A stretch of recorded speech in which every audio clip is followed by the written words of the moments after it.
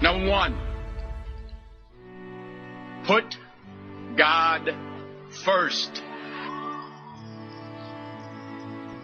Put God first in everything you do.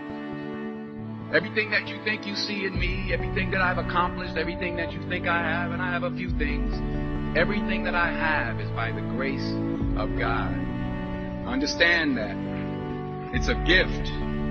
40 years ago, March 27th, 1975, it was 40 years ago, just this past March, I was flunking out of college. I had a 1.7 grade point average. I hope none of you can relate. I had a 1.7 grade point average. I was sitting in my mother's beauty shop. They still call it beauty shop now, but they call it, yeah, I was sitting in the beauty parlor. I was sitting in my mother's beauty parlor, and I'm looking in the mirror, and I see behind me this woman under the dryer. And every time she looked up, every time I looked up, she was looking at me, just looking me in the eye. And I didn't know who she was, and I said, she said, somebody give me a pen, give me a pencil, I have a prophecy. March 27, 1975, she said, boy, you are going to travel the world and speak to millions of people. I've been directed. I've been corrected. I've kept God in my life, and it's kept me humble. I didn't always stick with him, but he always stuck with me.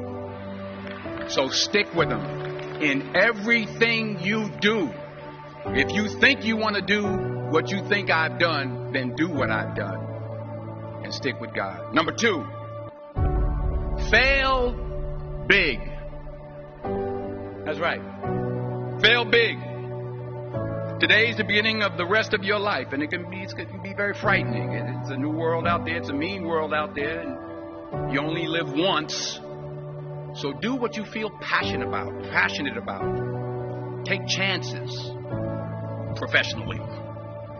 Don't be afraid to fail. There's an old IQ test, was 9 dots, and you had to draw 5 lines with a pencil within these 9 dots without lifting the pencil. The only way to do it was to go outside the box. So don't be afraid to go outside the box.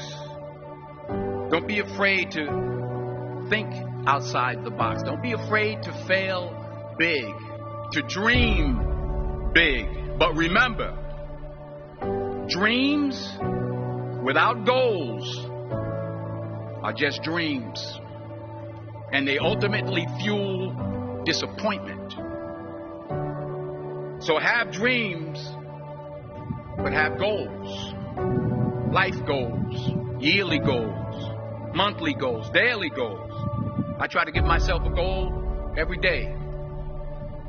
Sometimes it's just to not curse somebody out. Simple goals, but have goals. And understand that to achieve these goals, you must apply discipline and consistency. In order to achieve your goals, you must apply discipline, which you've already done, and consistency every day, not just on Tuesday and miss a few days.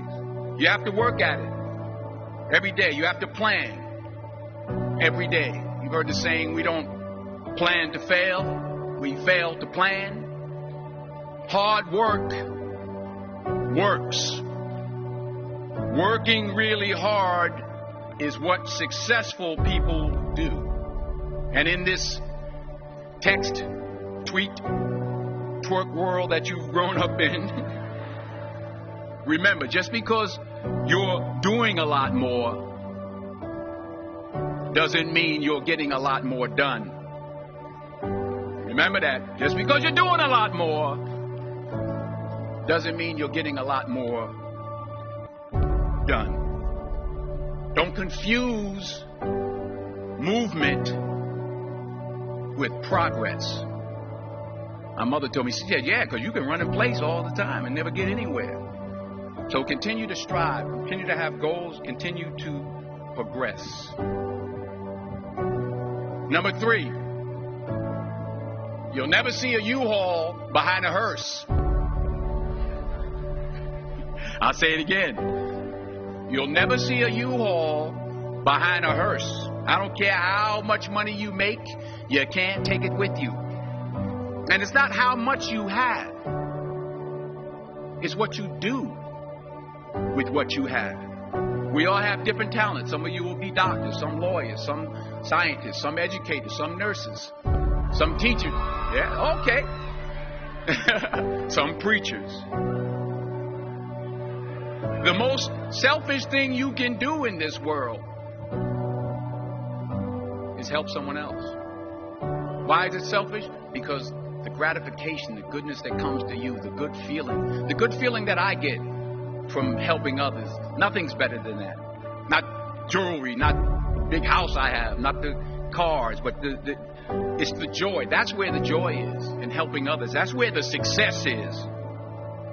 Finally, I pray that you put your slippers way under the bed tonight,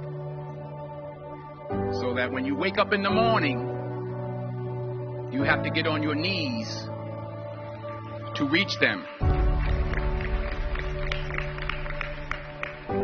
And while you're down there, say thank you for grace. Thank you for mercy. Thank you for understanding. Thank you for wisdom. Thank you for parents. Thank you for love. Thank you for kindness. Thank you for humility. Thank you for peace. Thank you for prosperity. Say thank you in advance for what's already yours. That's how I live my life. That's why I am. One of the reasons why I am today. Say thank you in advance for what is already yours. True desire in the heart for anything good is God's proof to you sent beforehand to indicate that it's yours already. I'll say it again. True desire in the heart, that itch that you have, whatever it is you want to do, that thing that you want to do to help others and to grow and to make money, that desire, that itch, that's God's proof to you, sent beforehand already to indicate that it's yours. And anything you want good, you can have. So claim it. Work hard to get it. When you get it, reach back. Pull someone else up. Each one, teach one. Don't just aspire to make a living. Aspire to make a difference.